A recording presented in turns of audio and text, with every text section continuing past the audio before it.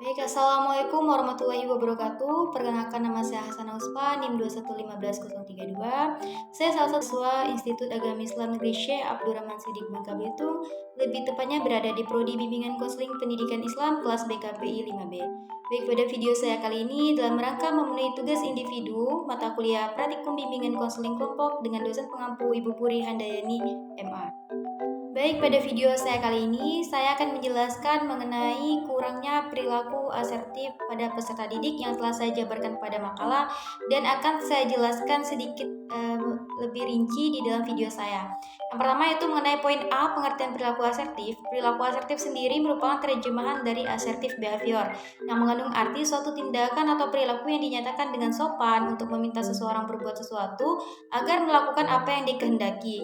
Meminta sesuatu kepada orang lain disertai dengan sikap yang sopan sesuai dengan norma tentang dewasa dan masuk akal. Adapun menurut para ahli, asertif adalah perilaku seseorang dalam hubungan pribadi yang menyangkut ekspresi emosi yang tepat, jujur, relatif, terus terang, dan tanpa perasaan cemas terhadap orang lain. Lalu yang kedua itu menurut Alberti, perilaku asertif adalah perilaku yang membuat seseorang dapat bertindak demi kebaikan dirinya, mempertahankan hak tanpa cemas, mengekspresikan perasaan secara nyaman, dan menjalankan haknya tanpa melanggar orang lain. Sehingga dapat saya simpulkan, perilaku asertif adalah kemampuan seseorang untuk mengungkapkan pendapat secara bebas dan terbuka kepada orang lain tanpa menyakiti perasaan orang lain. Asertif lebih pada ketegasan untuk mengungkapkan apa yang dirasakan dengan tetap menghargai perasaan orang tersebut. B.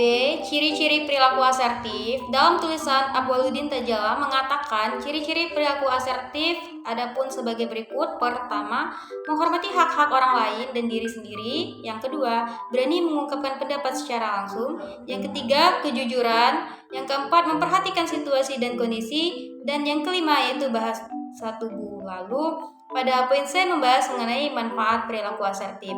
Kemampuan asertif ini sangat bermanfaat sekali dalam membentuk mental komunikasi yang baik dan memberi penolakan dengan tetap menghargai dan menghormati orang lain. Menurut Putra dan Pratiwi mengemukakan bahwa sikap asertif memiliki banyak manfaat, diantaranya 1. Orang menyadari peran dan keberadaan Anda. 2. Membuka peluang-peluang baru. 3. Memperoleh banyak teman dan lebih mudah bekerja sama. 4. Mempermudah diplomasi dan mempengaruhi orang lain. 5. Membuat orang merasa dihargai karena kepentingan dan kebutuhan yang terakomodasi.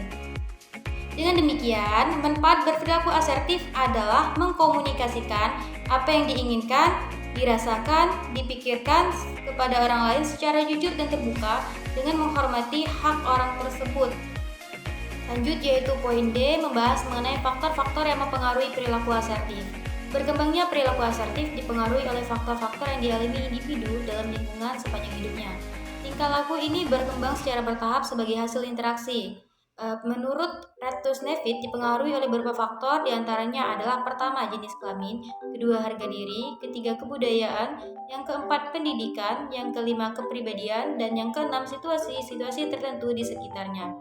Lalu pada poin E membahas mengenai mengatasi kurangnya perilaku asertif, di mana perilaku asertif siswa terkadang bisa dikategorikan rendah, yaitu dibagi menjadi dua. Pertama, siswa tidak bisa mengekspresi pemikiran, pendapat, dan keyakinan yang dia rasakan. Dan kedua, mengekspresikan pemikiran, pendapat, dan keyakinan yang berlebihan kepada orang lain, sehingga memberikan respon kurang baik atau negatif. Sehingga perilaku asertif yang negatif cenderung berkata kasar dan menyinggung perasaan orang lain. Sehingga seorang guru bimbingan dan konseling atau konselor juga dapat memberikan edukasi bagaimana berperilaku asertif yang baik tanpa menyakiti perasaan individu lainnya. Seperti menurut Putra dan Pratiwi, cara mengatasi kurangnya perilaku asertif adapun sebagai berikut. Yang pertama, kita harus mengenali diri kita. Yang kedua, analisis keadaan. Yang ketiga, kendalikan emosi. Dan yang keempat, memanfaatkan kesempatan. Yang kelima, berlatih. Sehingga dengan demikian, cara menjadi pribadi yang asertif yaitu mengenali diri, bahwa pribadi asertif mampu menganalisa bagaimana akan bertindak, mampu mengendalikan emosinya, dan kemauan untuk selalu berlatih agar menjadi pribadi yang asertif. Lanjut, poin F mengenai pengertian layanan konseling kelompok. Layanan konseling kelompok yaitu layanan bimbingan dan konseling yang memungkinkan peserta didik memperoleh kesempatan untuk pembahasan dan pengetasan permasalahan yang dialaminya melalui dinamika kelompok. Sehingga dapat disimpulkan, layanan konseling kelompok adalah proses konseling yang dilakukan oleh sejumlah peserta melalui dinamika kelompok yang membahas terkait pengembangan pribadi dan pemecahan masalah individu sebagai peserta layanan. Lalu pada poin G, membahas mengenai tujuan konseling kelompok itu sendiri. Berdasarkan pendapat di atas, ditegaskan bahwa tujuan dari pelaksanaan konseling kelompok adalah agar siswa mampu mengembangkan dirinya dalam suasana kelompok dan membekali diri dalam persiapan ke arah yang lebih baik dalam mengambil keputusan pada dirinya. Oke, kita akan membahas poin terakhir nih, tahapan konseling kelompok. Tahapan dalam konseling kelompok memiliki kemiripan dengan tahapan bimbingan kelompok, yaitu melewati beberapa tahapan sebagai berikut. Yang pertama yaitu tahapan pembentukan. Pada tahap pembentukan bertujuan menciptakan suasana saling mengenal, membina hubungan baik, percaya, menerima, dan membantu teman-teman yang ada dalam dinamika kelompok. Pada tahap ini, fungsi dan tugas pemimpin kelompok untuk mengajarkan anggota kelompok untuk berpartisipasi serta memastikan anggota kelompok untuk berinteraksi antara sesama sehingga tidak ada seorang pun yang merasa dikucilkan. Lalu tahapan kedua itu tahapan peralihan. Pada tahap peralihan merupakan penghubungan antara tahap pertama dan tahap ketiga. Pada tahap peralihan ini, pemimpin kelompok memantapkan kembali beberapa hal pokok yang telah diuraikan kepada tahap pertama, seperti tujuan kegiatan kelompok, asas kerahasiaan, kesukarelaan, keterbukaan, dan sebagainya. Diulangi dan ditegaskan dan dimantapkan kembali, sehingga anggota kelompok dapat membebaskan diri dari perasaan atau sikap enggan, ragu, malu, atau saling tidak percaya untuk memasuki tahap berikutnya. Lalu pada tahap ketiga itu tahap kegiatan.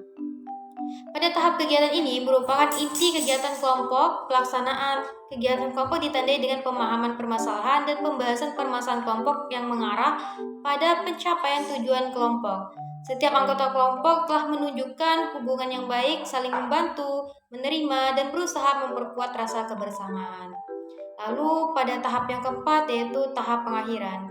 Tahap ini merupakan tahap akhir dalam perkembangan konseling kelompok yang ditunjukkan dengan tercapainya tujuan kelompok. Apabila permasalahan kelompok telah diatasi, berarti tujuan kelompok telah tercapai. Berkenaan dengan pengakhiran kegiatan kelompok, pokok perhatian utama bukanlah pada beberapa kali kelompok ini harus bertemu, tetapi pada hasil yang telah dicapai oleh kelompok ini untuk menghentikan pertemuan.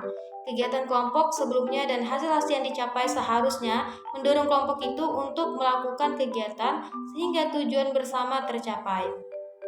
Baik, mungkin hanya itu yang bisa saya sampaikan mengenai video makalah saya berkenaan dengan kurangnya perilaku asertif peserta didik. Saya berharap mendapatkan nilai yang baik. Saya tutup dengan wabillahi taufiq wal hidayah. Wassalamualaikum warahmatullahi wabarakatuh.